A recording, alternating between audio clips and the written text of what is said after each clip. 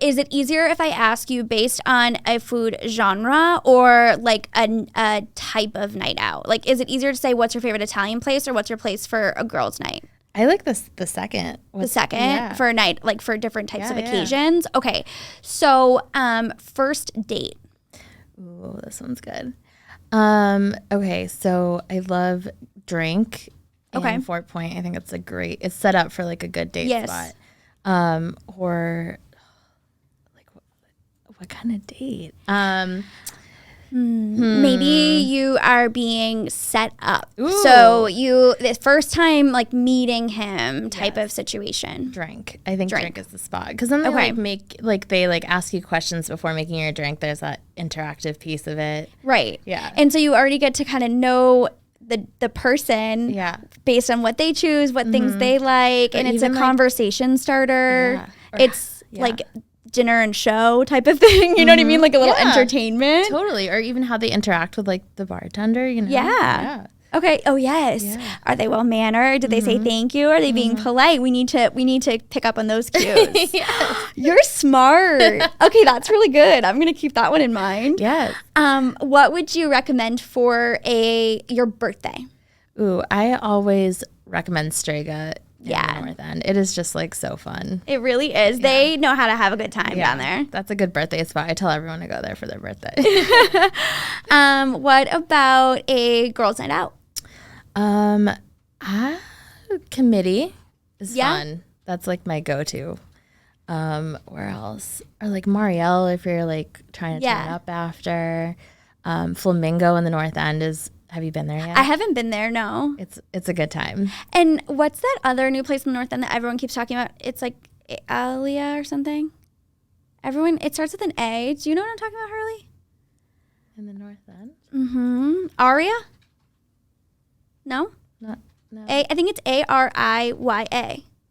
Have you heard of that? I feel like everyone keeps mentioning it. I don't think it's new though. Oh, is it not? No. I don't know. Well, for whatever reason, it's getting pretty popular right now. It's new to me. It's new to me. It's new to me, and everyone keeps talking about going there. So I don't know. Okay. I asked have you seen Hoots and Cahoots online before?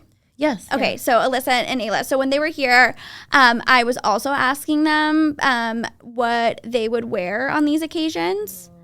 Do you have any? I know it's not your niche, but you look adorable, so I would trust your fashion advice.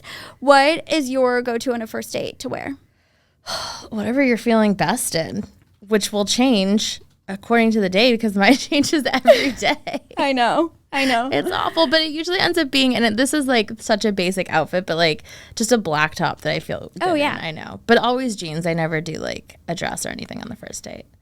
I have a lot of girlfriends who were saying recently that they've worn dresses on the first date, which whatever makes them happy, whatever floats their boat, not for me. Me neither. I just don't think I would. That's doing too much. You know what? Because in Boston, I don't think the guys match that energy.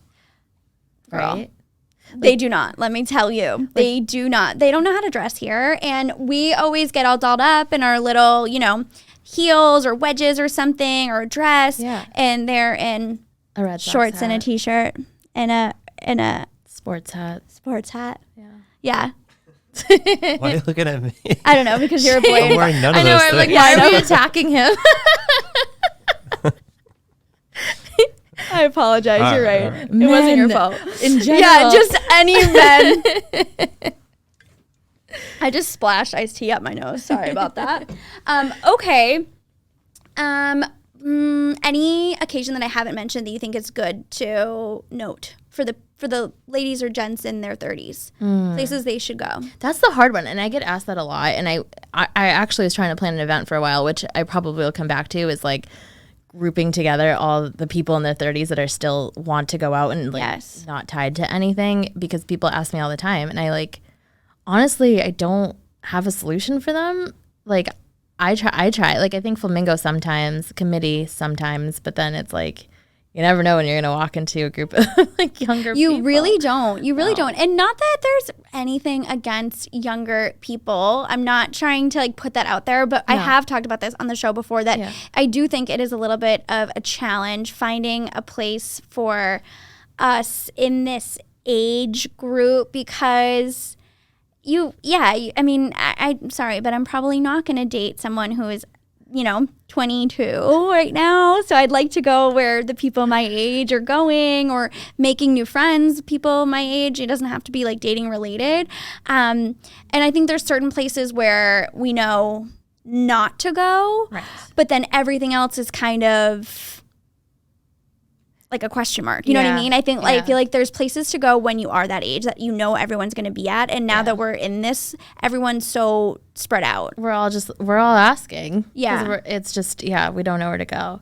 And like, I think I turn into, this is like probably, I know this is my insecurity, but when I go out and I find myself surrounded with people who are like 23, which is totally fine. Yeah. But then internally, I'm like, I'm so old, which is like not anyone's fault but my own, but like I can't help it. I know, I do the same exact thing. And then you're like, am I supposed to be here? Do they know? Yeah, right. Older? I knew I should have stayed home today. I knew it was past my bedtime. Just kidding. We all can still have the time of our lives. We're not dead yet. I know. I have a friend who she's been very hard on like, stop saying you're old. I will not tolerate it. And it's a good reminder because we really do need to stop saying that. We are not old. We're not old. We have so much more life to live. And honestly, I don't even consider our 20s, like, I didn't know what the hell I was doing. No. So, like, I feel like I'm just getting started now. You know what I mean? Yeah. So, we are not old. And we can go wherever the hell we want to go. Yeah. So, when you're choosing these places, it doesn't have to be for specifically a type of occasion, but generally speaking, what to you makes a good experience overall? Is it the atmosphere? Is it the food, the drinks? I know all of them will come into play, but is there one thing that takes priority for you over the other? I like, obviously, a good atmosphere that's like just cohesive with the food and it all makes sense. The menu, I feel like there should be a dish that like stands out that you'll remember after you leave, like something that you'll talk about in 2 weeks if someone asks you what you got at that place. The service is huge. Like, if everyone's miserable, then it really changes the whole experience, and it really affects it. Which is, I don't know, like, good service makes the biggest difference. That I wouldn't even think of that, but you're so right, because if they're in a horrible mood, I feel kind of rushed. I feel like we should just get on out of here. It kind of spoils your night when you know that they don't want to be here. It's like, okay, well, I don't want to be here either. Yeah. You know?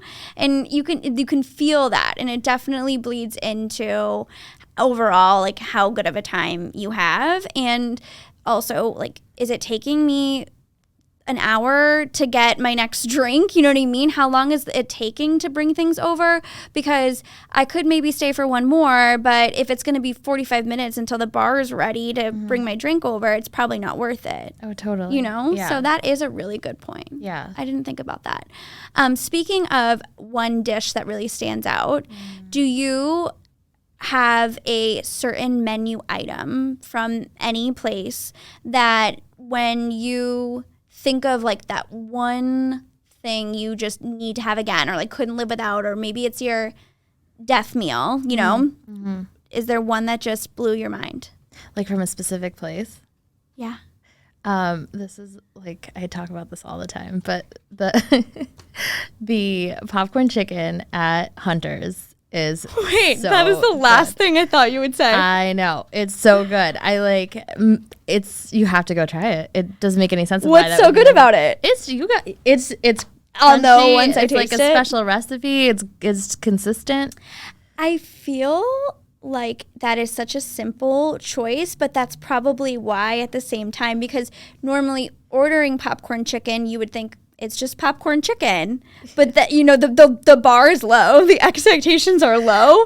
So now when they gave you that really great popcorn chicken, it just, you can't forget it. I'm like, did I just lose my credibility by saying popcorn chicken? Well, I really thought you were going to be like, you know, the tuna tartare, or like the beef carpaccio, or like this like lobster pasta, and you were like, popcorn chicken.